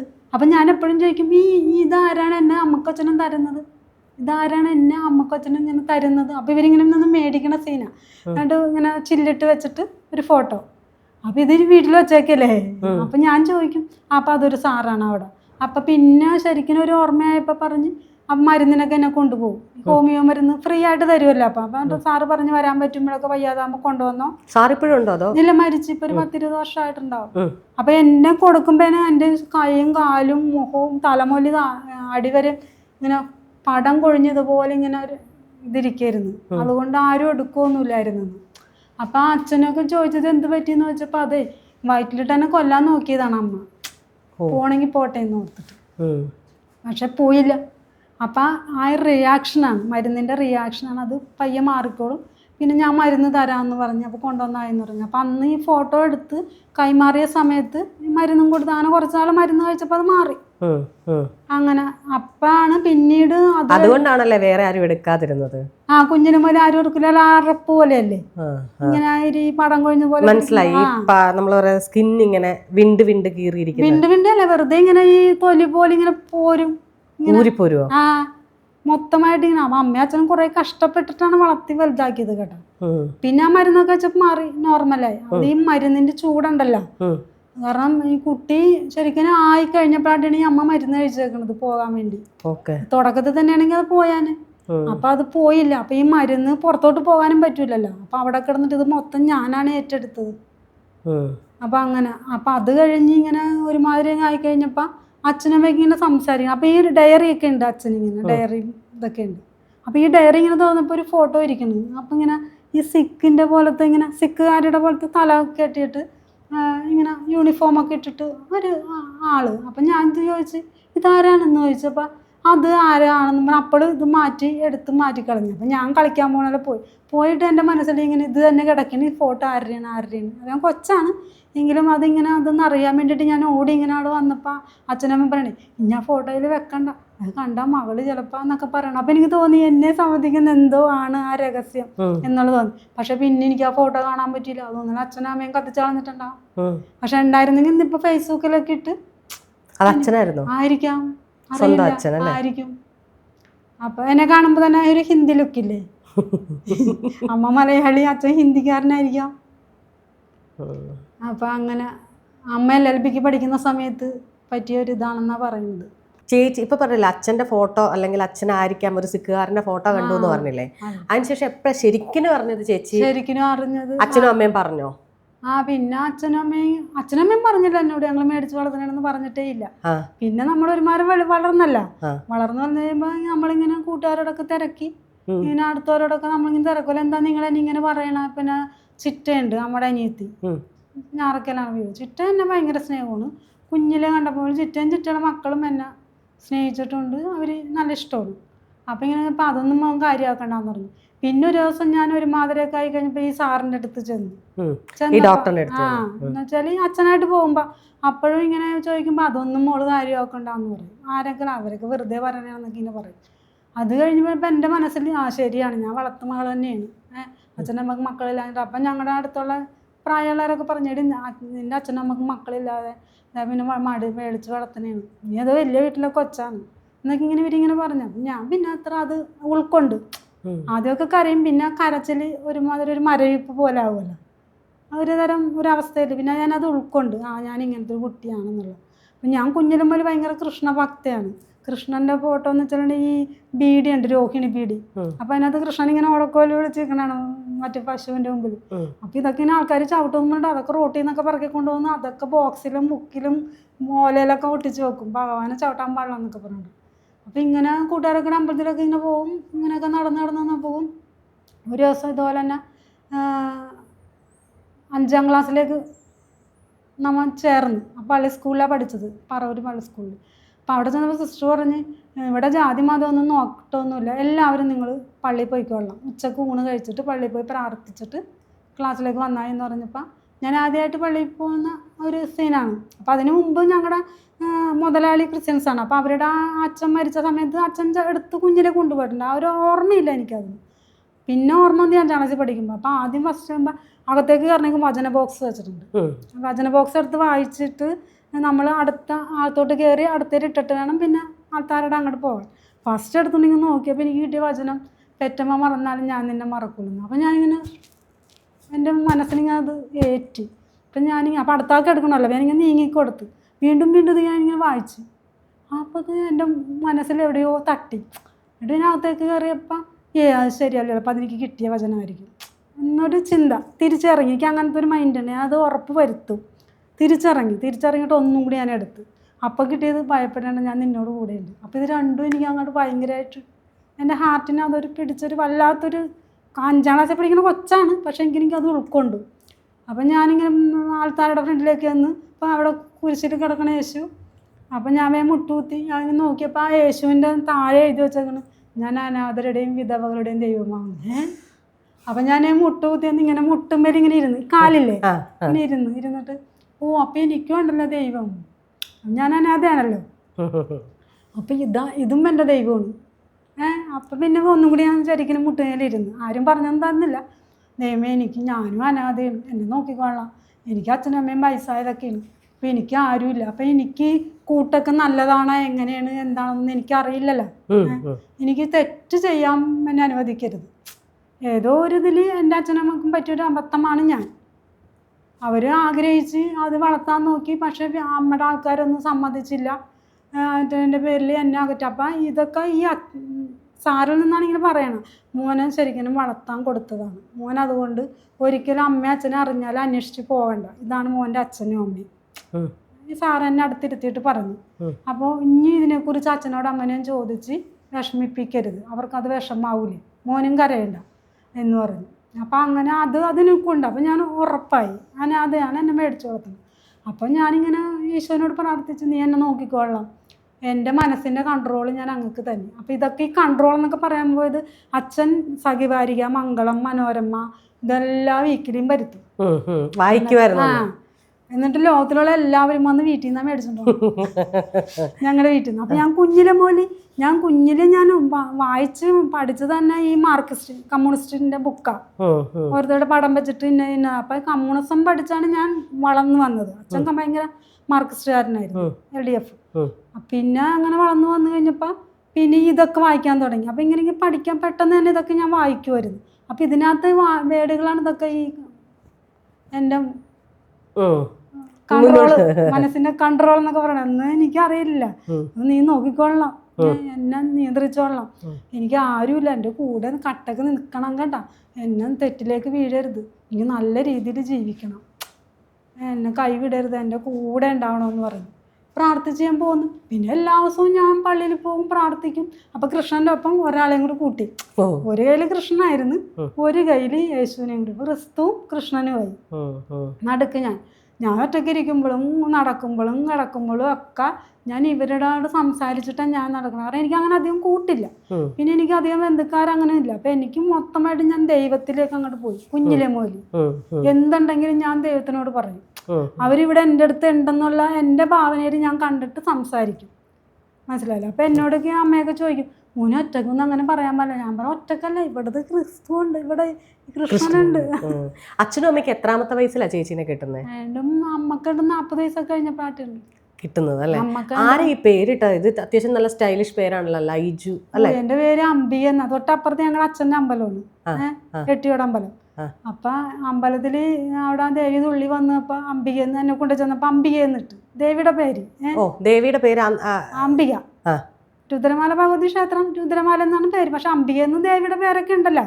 അപ്പൊ ദേവി തുള്ളിക്കൊണ്ടിരുന്നപ്പോ എനിക്ക് അംബിക എന്നിട്ട് അങ്ങനെ അംബിക എന്നായിരുന്നു പേര്. അപ്പൊ പിന്നെ ചുറ്റാറ്റ് സ്കൂളിൽ കൊണ്ട് പഠിക്കാൻ ചേർത്ത് അംബിക എന്ന് പേര് വിട്ട്. കുറച്ച് ദിവസം കഴിഞ്ഞപ്പോ ഞങ്ങളുടെ അവിടെ മടലൊക്കെ തല്ലാമന ചേച്ചിമാരുണ്ടല്ലോ, ലോമന എന്ന് പറഞ്ഞ ചേച്ചി പറഞ്ഞ് വലിയ ചേട്ടാ അംബിക എന്ന് വേണ്ട, ലൈജു എന്നിട്ടെന്ന് പറഞ്ഞു. അപ്പൊ അച്ഛനും അമ്മയും ലൈജു അറിയില്ല. അങ്ങനെ പിന്നെ അച്ഛൻ പിന്നെ സ്കൂളിൽ വന്നിട്ട് ടീച്ചറിനോട് പറഞ്ഞ് അംബിക എന്ന പേര് വെട്ടി ലൈജു എന്നാക്കി. അംഗൻവാടിയിലൊക്കെ പഠിക്കുമ്പോ അംബിക അംബിക എന്ന് തന്നെയായിരുന്നു. അംഗൻവാടി കഴിഞ്ഞ് പിന്നെ 4ാം ക്ലാസ്സിൽ ചെന്നപ്പോഴും ഉണ്ടായിരിക്കണം. ആൾക്കാരുണ്ട്. എന്റെ നാടും എന്റെ നാട്ടുകാരെ എന്നും ഞാൻ ഓർക്കും. അല്ല ആ ചേച്ചി ഇത്ര നല്ലൊരു പേരിട്ടതില്ലേ? ആ ചേച്ചി പെരുമ്പടന്നേലാണ്. അപ്പൊ അവിടെ നിന്നാണ് ഞങ്ങളുടെ അവിടെ വന്നിരുന്നത് വള്ളത്തിനൊക്കെ. ചേട്ടൻ ബോസ് ചേട്ടൻ അവര് ഭാര്യയും ഭർത്താവും കൂടി വരും ഇവിടെ. പുള്ളിക്ക് മടല് ചുമക്കലൊക്കെ, ചേച്ചി മടല് തല്ലലൊക്കെ, അമ്മയും മടലൊക്കെ തല്ലും. അപ്പൊ അങ്ങനെ ആ ഒരു കാലഘട്ടത്തിൽ പിന്നെ ഞാനത് വിട്ട്. വളർത്തുമാളെന്ന് ആര് പറഞ്ഞാലും ചിരിക്കുള്ളൂ, കരയൂല. കാരണം അത് അംഗീകരിച്ച് പിന്നെ അച്ഛനും അമ്മയുടെയും കൂടെ ഞാൻ അവിടെ വളർന്ന് അങ്ങനെ വന്നു കഴിഞ്ഞപ്പോൾ ഈ സ്കൂളിൽ ബെല്ലടിക്കുന്ന സമയത്തൊക്കെ ഇങ്ങനെ ഉച്ചക്ക് ബെല്ലടിക്കുമ്പോൾ ഗേറ്റിന്റെ അടുത്ത് തന്നെയാണ് കൈ കഴുകാനുള്ളത്. അപ്പൊ ഈ അന്ന് നിറയെ പിച്ചക്കാരുണ്ടാവും, പിച്ചെടുക്കുന്ന ആൾക്കാരൊക്കെ. പാത്രമായിട്ട് അമ്മ എന്തെങ്കിലും തന്നെ വിശക്കണം. ഞാൻ വന്ന് ഒരു പിടി വാരി പിന്നെ എനിക്ക് തിന്നാൻ പറ്റൂല. എൻ്റെ മനസ്സിൽ അയ്യോ അവർക്ക് വിശക്കൂലേ പാവങ്ങൾ. അപ്പം ഞാൻ കൊണ്ടുപോയി അത് അങ്ങോട്ട് ഇട്ട് കൊടുക്കും, പിന്നെ കഴിക്കൂല. എന്നിട്ട് ഈ പാത്രം കഴിഞ്ഞ് നേരെ പള്ളിയിൽ പോയി അവിടെ ഇരിക്കും. തിരിച്ചു വന്ന പിള്ളേരൊക്കെ കഴിക്കുകയല്ലേ, നമ്മളിങ്ങനെ നോക്കിയിരിക്കുന്നത് ശരിയല്ലല്ലോ. അവിടെ പോയിരിക്കും. അപ്പോൾ അത് കുറച്ച് ദിവസം കഴിഞ്ഞപ്പോൾ പിള്ളേർ കൂട്ടൊക്കെ ആയി കഴിഞ്ഞപ്പോൾ സിസ്റ്ററിനോട് പറഞ്ഞു, ഞങ്ങൾക്ക് സിസ്റ്ററായിരുന്നു ഒന്ന്, വിമല സിസ്റ്ററിനോട് പറഞ്ഞ് ഇങ്ങനെ ലൈജു ഇങ്ങനെ ഫുഡ് കഴിക്കൂല. അതെന്താ അവൾ കൊണ്ടുവരൂലേ? അല്ല അവൾ കൊണ്ടുവരും. എന്നിട്ട് ഇങ്ങനെ പിച്ചക്കാരിക്ക് കൊടുക്കും, വേറെ പിള്ളേരൊന്നും കൊടുക്കൂല. പിച്ചക്കാർക്ക് കൊണ്ട് കൊടുത്തിട്ട് അവൾ പള്ളിയിൽ പോകും. അപ്പം നല്ല കാര്യമല്ലേ അവൾ ചെയ്യണം. നിങ്ങൾ ആർക്കും തോന്നാത്തൊരു കാര്യം ചെയ്യുമ്പോൾ അവളെ ഇങ്ങനെ അഭിനന്ദിക്കണ്ടേ, കൊടുത്തോട്ടെ. അപ്പോൾ അവൾ അങ്ങനെ പോകുമ്പോൾ അവളുടെ കൂടെ നിങ്ങൾ ആരെങ്കിലും പോയിട്ട് അവളെയും കൊണ്ട് ഇങ്ങോട്ട് വന്നിട്ട് എല്ലാവരുടെയും ഓരോ പിടി കൊടുക്കണം, ഒരു നുള്ളു കറിയും കൊടുക്കണം. അപ്പോൾ അവക്കടെ വയറ് നിറയൂലേ. അങ്ങനെ പിന്നെ ഞാൻ അങ്ങനെ കൊടുക്കണ ദിവസമൊക്കെ ആരെങ്കിലും എൻ്റെ കൂടെ വന്നിട്ട് എന്നെ, അല്ലെ ഞാൻ പള്ളിയിലേക്ക് പോയി കളയും, വന്നിട്ട് കൂട്ടുകാരികൾ അങ്ങനെ തരുമായിരുന്നു. അപ്പം അങ്ങനെ സിസ്റ്ററിനൊക്കെ എന്നോട് ഒരുപാട് ഇഷ്ടം തോന്നി. അതിൻ്റെ ഇടയിൽ ഒരു കാര്യമുണ്ട്, ഈ പകുതി വെച്ചിട്ടുള്ള മതിലാണല്ലോ അന്ന് സ്കൂളിൽ. ഞാൻ പഠിച്ച സ്കൂളിലൊക്കെ അങ്ങനെ അരമതിലാണ്. അപ്പം ഇന്റർവെല്ലിന്റെ സമയത്ത് 2 കുപ്പിയിൽ അമ്മ വെള്ളം തന്നു വിടും, ചെറിയ കുപ്പിയിൽ വെള്ളമൊക്കെ കുടിക്കണമെന്ന് പറഞ്ഞിട്ട്. അപ്പോൾ ഈ വെള്ളം കുടിച്ച് ഒരെണ്ണം തിരുക്കോലോ ഇച്ചിരി ഉണ്ടായുള്ളൂ.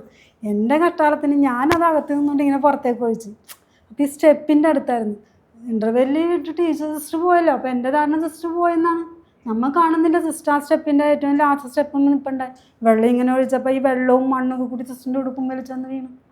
സിസ്റ്റർ അങ്ങോട്ട് ചാടത്തുള്ളൂ, ഇതാരാണിത്, ഓരാണ് എൻ്റെ ഉടുപ്പില്ല. അപ്പോൾ ഒരു ലോഹയെന്ന് അങ്ങനെ എന്തോ ഒരു പേരും പറഞ്ഞു വന്നു. ചൂരലായിട്ട് ഇങ്ങനെ നിൽക്കണം. ഞാൻ വേഗം കുപ്പി ബാഗിലേക്ക് ഇട്ട് അനങ്ങാതിരുന്നു. അപ്പം എല്ലാവരും എന്നെ നോക്കണം, ഞാനും പിന്നെ അനങ്ങാതിരുന്നു.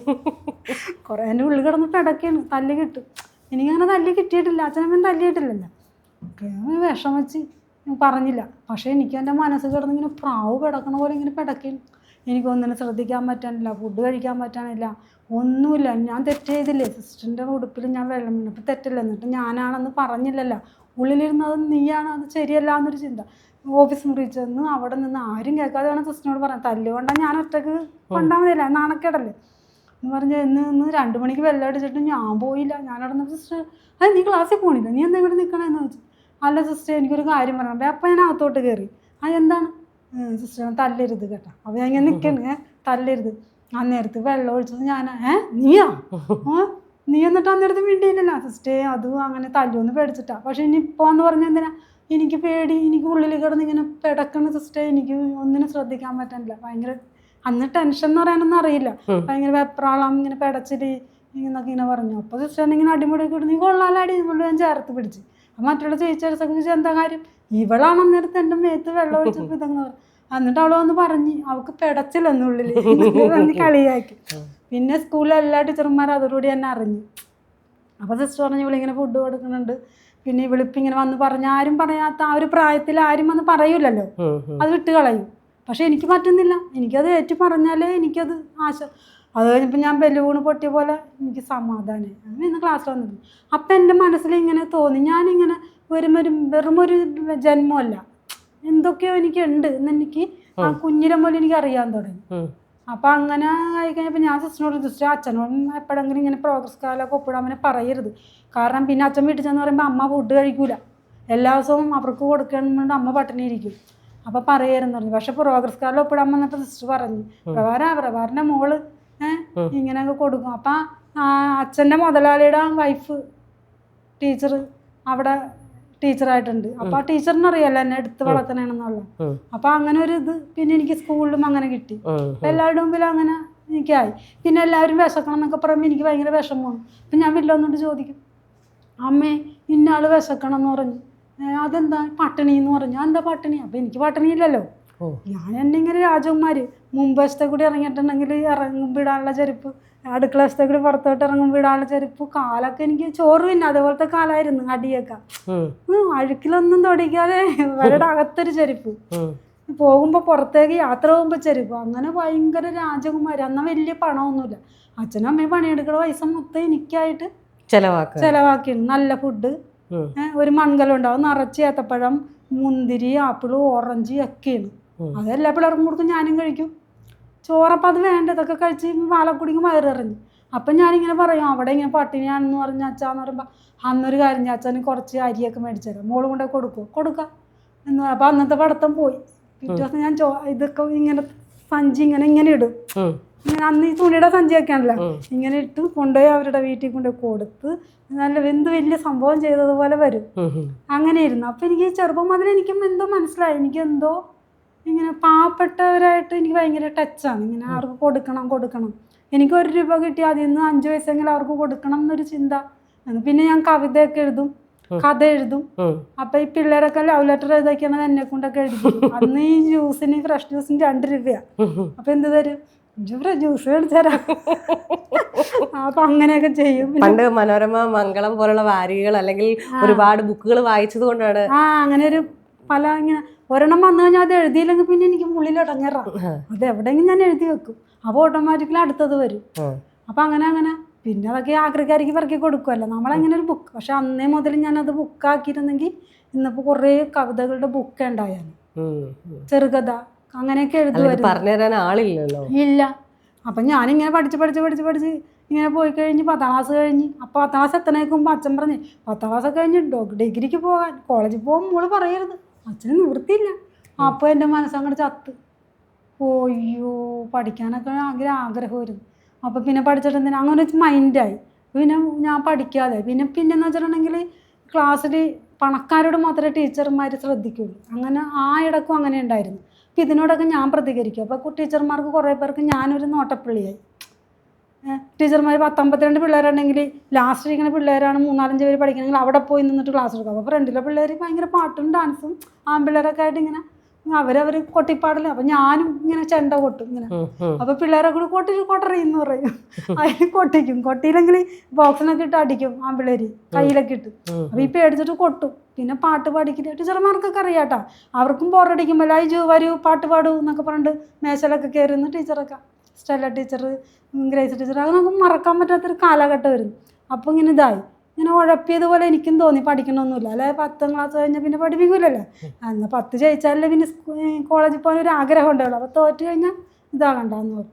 അപ്പോൾ ഇങ്ങനെ പുറകോട്ടായി കഴിയുമ്പോൾ ടീച്ചർ എന്നോട് ചോദിച്ചാൽ എന്നാൽ വലിയ മാർക്കൊന്നുമില്ല, എന്നാൽ ആവറേജ് അങ്ങോട്ട് പൊങ്ങിപ്പോരും. അപ്പോൾ ടീച്ചർ എന്നോട് ചോദിച്ചാൽ എന്ത് പറ്റി, എന്താണ് ലൈജു സംഭവിച്ചത് എന്ന് ചോദിച്ചപ്പോൾ 10ാം ക്ലാസ് കഴിഞ്ഞാൽ അച്ഛൻ പറഞ്ഞ് കോളേജിൽ വിടൂലെന്ന്. പിന്നെ എന്തിനാണ് ടീച്ചറെ പഠിച്ചിട്ട്? വല്ല മടൽ തല്ലാനല്ലേ, ഞങ്ങളുടെ നാട്ടിൽ അതാണ് തൊഴിൽ. പിന്നെ മടൽ തല്ലണം. പിന്നെ അമ്മക്ക് ഇടക്കൊക്കെ മടൽ തല്ലി കൊടുക്കുമ്പോൾ എക്സ്പീരിയൻസ് ഉണ്ട്. അപ്പോൾ പിന്നെ മടൽ തല്ലാൻ എന്തിനാ 10ാം ക്ലാസ് പാസ്സാവണം? അങ്ങനൊരു ചിന്ത വന്നു എന്ന് പറഞ്ഞു.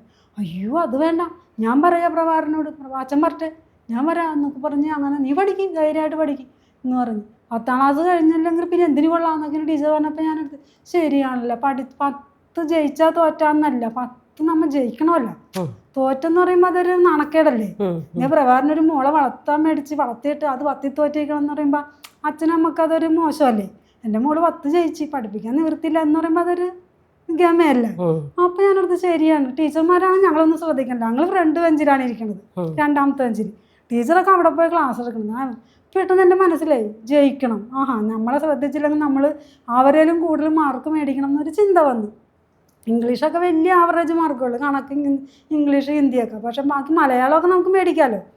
അങ്ങനെ ഞാൻ കുത്തിയിരുന്ന് വീട്ടിൽ വന്നിരുന്ന് പഠിക്കും. വെളുപ്പിനും രാത്രി വൈകിട്ടൊക്കെ അങ്ങനെ പഠിച്ച് ഈ 4-5 പിള്ളേരെക്കാൾ കൂടുതൽ മാർക്ക് എനിക്ക് 47 മാർക്ക്. അപ്പോൾ ഇതിങ്ങനെ വായിക്കും വേണ്ടല്ലോ, നമ്മളൊന്നും മൈൻഡ് ചെയ്യണില്ലല്ലോ, അങ്ങോട്ട് നോക്കി ഇന്ന് വായിക്കണത്. അപ്പം ലൈജു അപ്പോൾ ടീച്ചർ ഞാനപ്പം ഇങ്ങനെ നിവർന്ന് നിൽക്കാൻ നമുക്കൊരു മടി.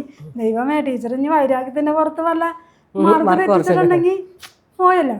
അപ്പോൾ ഒരു ചമ്മൽ കൊണ്ട് ഇങ്ങനെ മേശമ്മ നമ്മളിങ്ങനെ കിടക്കുമല്ലോ, ഡെസ്കിൽ കിടക്കുകയാണ്. അപ്പോൾ ടീച്ചർ അവിടെ നിങ്ങളുടെ നടന്നിങ്ങോട്ട് വന്നു എന്നെ നോക്കി. അപ്പം ഞാൻ പിന്നെ നിവർന്ന് നിന്ന്, വേറെ നിവർത്തിയില്ല. 47 മാർക്ക്. അപ്പോൾ പേപ്പർ ഞാൻ മേടിക്കണേക്കുമ്പോൾ പേപ്പർ പിള്ളേർ തട്ടിപ്പറിച്ച് കൊണ്ടുപോയി. അപ്പം ഞാൻ വേഗം ചിരിച്ചുകൊണ്ടിരുന്നു. അപ്പോൾ ടീച്ചർ വേഗം വന്ന് കൈയൊക്കെ തന്നു, ലതിക ടീച്ചർ. അപ്പം കൊള്ളാമല്ലോ. അപ്പോൾ ഞാൻ ടീച്ചർ പഠിക്കുന്ന പിള്ളേരൊക്കെ ഉണ്ട്. അപ്പം ഞാനും വേഗം പറഞ്ഞു, ടീച്ചറെ പഠിക്കുന്ന പിള്ളേരൊക്കെ ഈ കൂട്ടത്തിലുണ്ട്. ടീച്ചറൊക്കെ അങ്ങനെ നോക്കി ഈ ഡോക്ടർമാരുടെ മക്കളെയും എഞ്ചിനീയർമാരുടെ മക്കളെയൊക്കെ നോക്കിക്കഴിഞ്ഞാൽ ഞങ്ങളൊക്കെ ആര് നോക്കും? അപ്പം എനിക്കൊരു ഓട്ടോമാറ്റിക്കലി ഒരു ധൈര്യം വന്നു. ഇന്ന് ആര് നോക്കും? ഞങ്ങളും പഠിക്കാനല്ലേ വരുന്നത്. ഞങ്ങളൊക്കെ പാവപ്പെട്ടവരാണെങ്കിലും 10 ക്ലാസ്സങ്ങളൊന്ന് കഴിയണ്ടേ? ഇത് നിങ്ങൾ പറഞ്ഞു തന്നാലേ ഞങ്ങൾക്ക് പഠിക്കാൻ പറ്റുള്ളൂ. ഇതിപ്പോൾ ഞാൻ കുത്തിയിരുന്ന് എൻ്റെ മനസ്സിൽ ഞാനെടുത്തൊരു ധൈര്യത്തിൻ്റെ പുറത്ത് എൻ്റെ മനസ്സ് തന്നെ പറഞ്ഞ് ഞാനത് കേട്ട് അതിൻ്റെ പുറത്ത് കുത്തിയിരുന്ന് മേടിച്ച മാർക്കാണത്. നേരെ മറിച്ച് ടീച്ചർ ഇവിടെ നിന്നിട്ട് പഠിപ്പിക്കുകയാണെങ്കിൽ ഞങ്ങൾക്ക് അതൊക്കെ ശ്രദ്ധിച്ചൂടെ എന്നൊക്കെ ഇങ്ങനെ പറഞ്ഞപ്പോൾ ടീച്ചറിന് വല്ലാത്തൊരു ഇൻസൾട്ട്. എന്നിട്ട് കുറച്ച് ദിവസം ടീച്ചറും മിണ്ടിയൊന്നുമില്ല.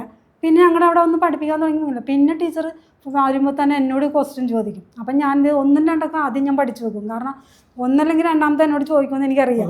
അതങ്ങനെ അപ്പം ടീച്ചറിന് ഇൻട്രസ്റ്റ് അതിന്. അതപ്പോൾ ടീച്ചർ അങ്ങനെ ഇങ്ങനെ എന്നൊക്കെ ചോദിക്കാൻ തുടങ്ങി. അപ്പോൾ ടീച്ചർ അപ്പോൾ എനിക്ക് മാത്രമല്ല എൻ്റെ കൂടെയുള്ള പിള്ളേരെ ശ്രദ്ധിക്കണമല്ലോ. അപ്പം ഞാൻ ഇവരെ ഇങ്ങനെ താങ്ങാൻ തുടങ്ങി. പിന്നെ ഇവരൊക്കെ പറഞ്ഞു പിന്നെ അപ്പോൾ ഒരു ഹിന്ദി ടീച്ചർ വന്ന്, ലൂസ് ടീച്ചർ, ഇങ്ങനെ നോക്കിയപ്പോൾ കാർത്തിക മേനോന്ന് കൂടി ഡോക്ടറിൻ്റെ മോളാണ്. അപ്പം ടീച്ചർ ഇങ്ങനെ നോക്കിയപ്പോൾ ഏറ്റവും ബാക്കിലായിരിക്കുന്നു. കാർത്തിക വന്നില്ലേ? ഇല്ല ടീച്ചർ ഇന്ന് വന്നില്ല എന്ന് പറഞ്ഞപ്പോൾ പാഠം എടുക്ക് പഠിക്കാമെന്ന് പറഞ്ഞ ടീച്ചർ വേഗം പാഠം മടക്കി. ഇന്നലെ പഠിപ്പിച്ചതൊക്കെ പഠിക്കുമായിരുന്നു. നമ്മൾ ടീച്ചർ അവിടെ പോയി ഇരിക്കുകയാണ് കസരേറ്റ്. ഉടനെ ഞാൻ എൻ്റെ കൊണ്ട് പറഞ്ഞു, ടീച്ചറെ അന്ന് കാർത്തിക മേനോൻ വന്നിട്ട് ഇന്നലെ പഠിപ്പിച്ചത് പഠിച്ചാൽ മതി. ഇവിടെ കാർത്തിക മേനോൻ മാത്രമല്ല 52 പിള്ളേർ ക്ലാസ്സിലുണ്ട്. ബാക്കി 51 പിള്ളേർ എന്ത് ചെയ്യും എന്നിങ്ങനെ ചോദിച്ചു. ടീച്ചർ അങ്ങോട്ട് എഴുന്നേറ്റ് കണ്ണടയൊക്കെ വെച്ചൊരു പൊക്കണ ടീച്ചറാണ്.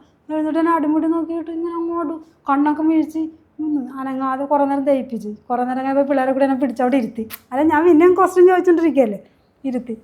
കുറേ കഴിഞ്ഞപ്പം വേണ്ടായിരുന്നു, ടീച്ചറിനോട് അങ്ങനെ എതിര് പറയണ്ടായിരുന്നു. പിന്നെ അടുത്ത ഞാൻ എതിരല്ലല്ലോ, അത് കറക്റ്റ് പോയിൻ്റ് അല്ലേ. ഈ 51 പിള്ളേരും പഠിക്കണ്ടേ? ഒരാൾക്ക് വേണ്ടിയിട്ട് പാഠം എടുക്കാതിരിക്കുന്നത് ശരിയല്ലല്ലോ. അപ്പം ഞാൻ തെറ്റ് ചെയ്തിട്ടില്ല. പിന്നെ ടീച്ചർ മിണ്ടണം.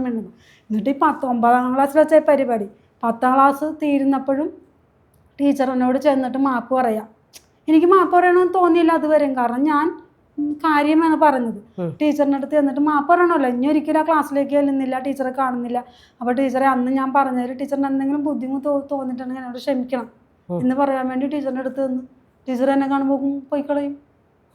ഇന്ന് വരെ ടീച്ചറിനോട് എനിക്ക് അത് മാപ്പ് പറയുന്നില്ല.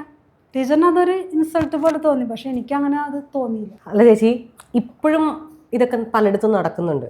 അതെ, ഇപ്പോഴത്തെ കാര്യം പറയുമ്പോൾ പിള്ളേർ പറയും അല്ല പണ്ടൊന്നും അങ്ങനെയില്ല. പണ്ടും ഉണ്ട് ഇപ്പോഴും ഉണ്ട്. പഠിക്കുന്ന ഒരു കുറച്ച് കുട്ടികൾക്ക് വേണ്ടിയിട്ട് മാത്രമാണ് ഒരു സ്കൂളും കുറേ ടീച്ചേഴ്സും. അപ്പം ഈ കുറേ മിക്ക കുട്ടികളും ഉഴപ്പി പോകുന്നതും അവർ ശ്രദ്ധിക്കാത്തത് കൊണ്ട് തന്നെയാണ്. ചേച്ചി ഞാൻ പഠിക്കുന്ന കാലഘട്ടം 94-95 പഠിക്കാൻ സ്കൂൾ സ്റ്റാർട്ട് ചെയ്തു. 2011 വരെ പഠിച്ചു. അതിൽ 2009 to 2011 ടീച്ചേഴ്സൊക്കെ എന്നെ അംഗീകരിക്കുന്നത് പോലും. മനസ്സിലായോ? അപ്പോഴാണ് ഇങ്ങനൊരു കുട്ടി ഉണ്ടെന്നും അവൾക്ക് ഇത്രയും കഴിവുണ്ടെന്നും ഒക്കെ മനസ്സിലായത്. അതിൻ്റെ ആഫ്റ്റർ എഫക്റ്റ് ആയിട്ടാണ് ഞാൻ ഇവിടെ ഇരിക്കുന്നത്. മറ്റേതൊക്കെ നമ്മൾക്ക് വേണമെങ്കിൽ പഠിച്ചോണം, നമ്മളെ ഒന്നും ആരും ശ്രദ്ധിക്കാനില്ല, നമ്മളൊക്കെ ചെല്ലുന്ന തന്നെ എന്തോ ഒരു വേണമെങ്കിൽ പഠിച്ചോ കുറവ് പോലെയാണ്. ഈ പറയുന്ന കുറച്ച് നിറം, കാശ്, ജാതി എല്ലാം കൂടെ ഉൾപ്പെട്ടിട്ട് തന്നെയാണ് എല്ലാ സ്ഥലങ്ങളിലും. അത് പറഞ്ഞറിയിക്കാൻ പറ്റാത്തൊരവസ്ഥ. അത് അനുഭവിച്ച ചേച്ചി ഇത്രയും പറഞ്ഞപ്പോഴേ അതിനോട് അത്രയെങ്കിലും ഞാൻ പറയണ്ടേ. 10ാം ക്ലാസ് ജയിച്ചോ ചേച്ചി? ചേച്ചി പിന്നെ എനിക്ക് ഒരു പെട്ടെന്നൊരു വാശി വന്നല്ലോ. പഠിക്കണം, അച്ഛനമ്മേനെ നാണം കെടുത്താൻ പാടില്ലല്ലോ. അപ്പൊ അവിടെ അച്ഛനമ്മേനെയാണ് ഞാൻ നോക്കിയത്, എന്റേതല്ല നോക്കിയത്. അച്ഛനമ്മയും പഠിച്ചിട്ട് അവളെന്തേ ജയിച്ചില്ല എന്നൊരു ചോദ്യം ആൾക്കാരിൽ നിന്ന് ഉണ്ടാവാൻ പാടില്ലല്ലോ. അപ്പോൾ കുത്തിയിരുന്ന് പഠിച്ച് ജയിച്ച്. അത് കഴിഞ്ഞ് കോളേജിൽ പോയോ? ഇല്ല, കോളേജിൽ പോകണമെന്ന് ആഗ്രഹിച്ച്, പക്ഷേ അച്ഛൻ്റെ നിവൃത്തിയില്ലാന്ന് തന്നെ പറഞ്ഞുകൊണ്ടിരുന്ന അച്ഛൻ. അങ്ങനെ പിന്നെ കുറേ പേരോടൊക്കെ ചോദിച്ചു അച്ഛൻ. ചോദിച്ചിട്ടും പിന്നെ അവളെ പഠിപ്പിക്കൊന്നും വേണ്ട, എന്ത് കാര്യത്തിനെന്ന് അച്ഛൻ്റെ ആൾക്കാരൊക്കെ പറഞ്ഞു, നമ്മുടെ ആൾക്കാരും അങ്ങനെ പറഞ്ഞു. അതിനെ ചോദിച്ചില്ല. അപ്പോൾ എനിക്ക് പഠിക്കണമല്ലോ. അപ്പോൾ ആ ഇടയ്ക്ക് തന്നെ പിയർലെസ് ഇറങ്ങി. പിയർലെസ് വർക്ക് എന്ന് പറഞ്ഞിട്ട്, പിയർലെസ് വർക്ക് മണി ചെയ്യാൻ മോഡൽ തന്നെ, ഇങ്ങനെ പൈസയൊക്കെ വാങ്ങിച്ചിട്ട് ചിട്ടി പോലെ വാങ്ങിച്ചിട്ട് അതിനെ പറയുന്ന പേരെ പിയർലെസ്. അപ്പോൾ ആ പിയർലെസ്സിൻ്റെ വർക്കിന് പോയി. വീട്ടിലിരിക്കണ്ടല്ലോ അതുകൊണ്ട്. അപ്പോൾ എനിക്ക് എന്നിട്ടും പറ്റുന്നില്ല. അങ്ങനെ പിന്നെ ഞാൻ എന്ത് ചെയ്ത്, ഒരു കടയിൽ സെയിൽസ് ഗേളായിട്ട് നിന്ന്, സ്പെയർ പാർട്സ് കടയിൽ. അങ്ങനെ നിന്നിട്ട് അതിൻ്റെ പൈസ കൊണ്ട് ഞാൻ പഠിച്ച് PDC. ഇന്നലെ +2 +1. അപ്പോൾ അച്ഛനോടും അമ്മനോടും ചോദിച്ചപ്പോൾ അന്ന് മോൾ എന്തായാലും ചെയ്യുന്നത്. അന്ന് 250 രൂപയാണ് മാസം ശമ്പളം മാസം. കാരണം അന്ന് 50 പൈസയൊക്കെ ഉള്ളൂ ബസ് ഫെയർ. അപ്പോൾ പിന്നെ അത്രയല്ലേ ഉള്ളൂ നമുക്ക് വരുമാനം. 250 രൂപ എന്ന് പറയുമ്പോൾ അന്നത്തെ 2500 അന്നത്തെ 250. 2 രൂപ 3 രൂപയൊക്കെ ഉള്ള അരിക്കൊക്കെ. അപ്പം നമുക്ക്, എനിക്ക് വേറെ വീട്ടിൽ കൊടുക്കണ്ടല്ലോ, എനിക്ക് പഠിക്കാൻ വേണ്ടിയിട്ടാണ്. അച്ഛൻ നമുക്ക് താല്പര്യം ഉണ്ടായില്ല വിടാൻ, പക്ഷെ എനിക്ക് പഠിക്കണം. അപ്പം എനിക്ക് പഠിക്കാനുള്ള പണം അതിൽ നിന്ന് എനിക്ക് വാങ്ങിക്കണം. അപ്പം ഞാൻ കോളേജിൽ ചെന്നിട്ട് ഇങ്ങനെ സാറിനെ കണ്ട് കാര്യം പറഞ്ഞു, എനിക്ക് പഠിക്കണം, പക്ഷേ എനിക്ക് ഡെയിലി വരാനുള്ള ബസ് ഫെയർ ഉണ്ടാവില്ല, അല്ലെങ്കിൽ എനിക്ക് ഇതിന് ബുക്ക് മേടിക്കാനും അതിനൊക്കെ പൈസയൊക്കെ ഉണ്ടാവില്ല. ഞാൻ ഇങ്ങനെ കടയിൽ നിന്നിട്ട് കിട്ടുന്ന പൈസ കൊണ്ട് വേണം പഠിക്കാൻ. എന്നപ്പോൾ അതിനെന്താന്ന് ചോദിച്ചാൽ അങ്ങനെ ചെയ്തോ, എന്നിട്ട് ഇടക്ക് വരിക, പിന്നെ അറ്റൻഡൻസ് അയാൾക്ക് അതൊക്കെ സാറ് അഡ്ജസ്റ്റ് ചെയ്തോളാം എന്ന് പറഞ്ഞു. പിന്നെ പരീക്ഷ എഴുതാൻ വന്നാൽ മതി. പ്രൈവറ്റ് ആയിട്ടാണോ പഠിച്ചത്? പ്രൈവറ്റ് ആയിട്ട്. അപ്പോൾ പിന്നെ ഞങ്ങളുടെ അടുത്ത് തന്നെ ഒരു ടീച്ചറാണ്, ബാനു എന്ന് പറഞ്ഞൊരു ചേച്ചി ഉണ്ടായിരുന്നു. അപ്പോൾ ആ ടീച്ചറായിരുന്നു, വേറെ സ്കൂളിലാണ്. അപ്പം അതിൻ്റെ മകൻ സോമരാജ് എൻ്റെ കൂടെ പഠിച്ചത്. അപ്പോൾ അവരുടെ പെങ്ങള് ട്യൂഷനൊക്കെ എടുക്കുന്നതാണ്. അപ്പോൾ ഒരു ദിവസം പുള്ളിക്കാരത്തി, അവർക്ക് പശുവൊക്കെ ഉണ്ട്. അപ്പോൾ വീട്ടിലിങ്ങനെ വന്നു കഴിഞ്ഞപ്പോൾ ഞാൻ ഇങ്ങനെ പ്രൈവറ്റായിട്ട് പഠിക്കാൻ ചേർന്നെന്ന് പറഞ്ഞപ്പോൾ ആ ചേച്ചി പറഞ്ഞ്, എന്നാൽ നീ അവളോട് വന്നൊന്ന് കാണും, അവൾ പിള്ളേർക്കൊക്കെ ട്യൂഷൻ എടുക്കുന്നുണ്ട്, കടയിൽ നിന്ന് വന്നിട്ട് വൈകിട്ട് വന്നാൽ മതി, രാത്രി അച്ഛനോട് വന്ന് കൊണ്ടുവരാൻ പറഞ്ഞാൽ മതി, ഞാൻ പ്രഭാകരനോട് പറഞ്ഞോളാം എന്ന് പറഞ്ഞു. അങ്ങനെ ഞാൻ ചെന്ന്, അപ്പോൾ ആ ചേച്ചി പറഞ്ഞ് ഞാൻ എടുത്തു തരാം, ട്യൂഷൻ എടുത്തു തരാം, എല്ലാ വിഷയവും എടുത്തു തരാമെന്ന് പറയും. അങ്ങനെ പിന്നെ ഞാൻ കടയിൽ നിന്ന് വരുമ്പോൾ നേരെ അവരുടെ വീട്ടിലേക്ക് പോകും. 6:30-7 മണിക്കുള്ളിൽ അവിടെ ചെല്ലും.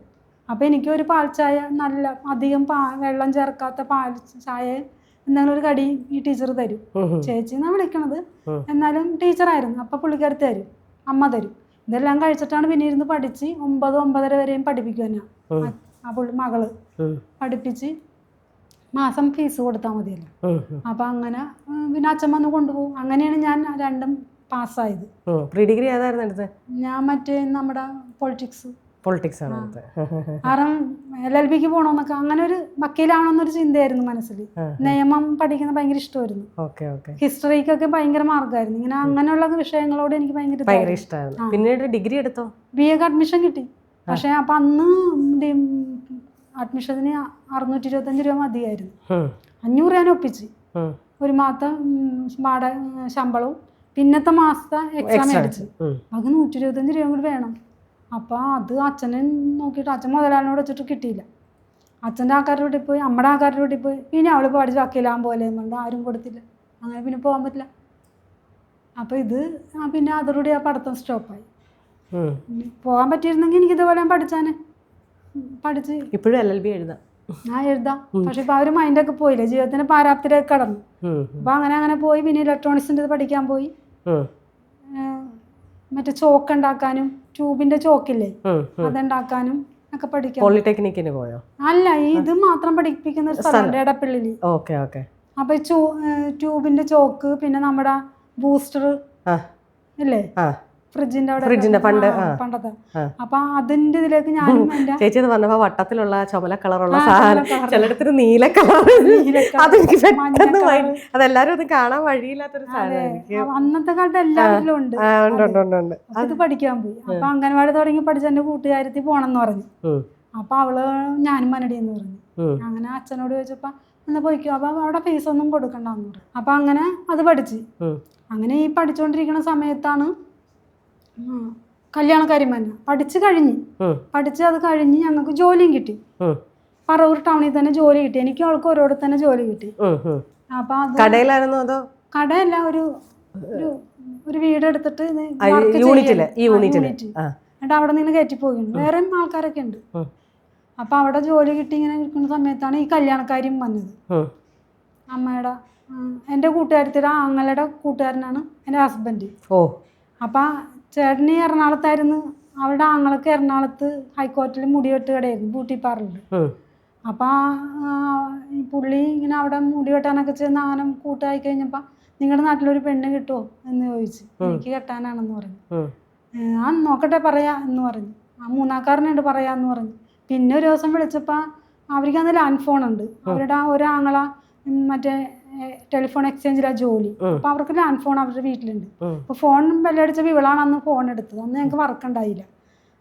അപ്പോൾ ഇവളോട് ചോദിച്ച് ഓപ്പ എന്ത് ചെയ്യുന്നു ചോദിച്ചപ്പോൾ ഓപ്പയെന്നാണ് വിളിക്കുന്നത്. ഓപ്പ പുറത്തോട്ട് പോയി വരുമ്പോൾ പറയാ ചേട്ടാന്ന് പറഞ്ഞു.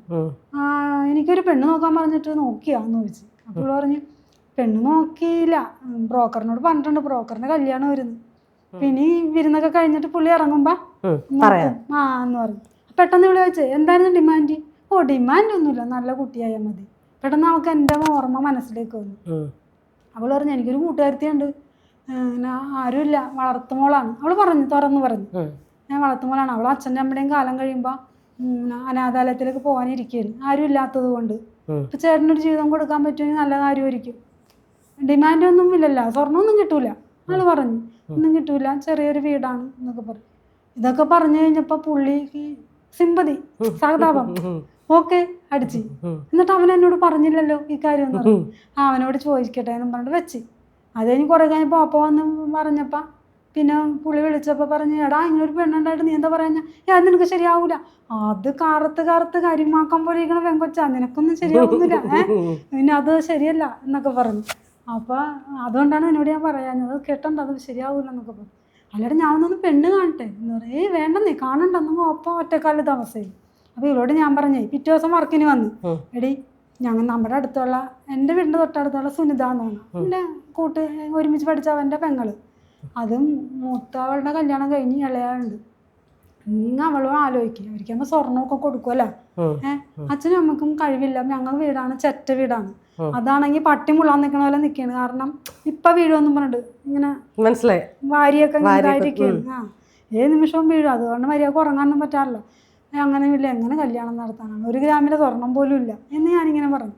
സീരിയസ് ആയിട്ട് എന്നെ പറഞ്ഞു ഇവാൾ പറഞ്ഞ് എടീ പിന്നെ നിനക്കാണ് ഞാൻ പറഞ്ഞേക്കണത്, അവൾക്കല്ല പറഞ്ഞത്. അവൾക്ക് വേറെ ആലോചന വരും, നിനക്ക് ആലോചിക്കാം. കാരണം നിന്നെ കെട്ടി നിനക്കൊരു ജീവിതമായിട്ടാണ് എനിക്ക് കെട്ടാനല്ല, പിന്നെ നിന്നെ കൂട്ടുകൂടാൻ ആരുമില്ല, പിന്നെ നിനക്ക് ആരുണ്ടാവും എന്നൊക്കെ ഇവൾക്ക് ഭയങ്കര ഇഷ്ടമായിരുന്നു തന്നെ. അവരുടെ വീട്ടിലെല്ലാവർക്കും ഇഷ്ടമായിരുന്നു. അപ്പം ഇങ്ങനെ പറഞ്ഞു ഞാൻ കുറേ ആവുന്നതും ഞാൻ മുടക്കാൻ നോക്കി, എന്നിട്ടും പറ്റില്ല. അവസാനം ഇവളൊരു ആഗസ്റ്റ് 15 രാവിലെ വീട്ടിൽ വന്നേക്കാണ്. ഒരു 7 മണിയൊക്കെ കഴിഞ്ഞ് പോകുമ്പോൾ അന്നപ്പോൾ അച്ഛൻ പണിക്ക് പോയി, തൊട്ടടുത്ത് തന്നെയല്ല. അവിടെ ചെന്ന് അച്ഛനെ വിളിച്ചിട്ട് വന്നു. എന്നിട്ട് അച്ഛനോട് പറഞ്ഞു അച്ഛൻ ഒന്ന് പെണ്ണ് കാണിക്കാൻ.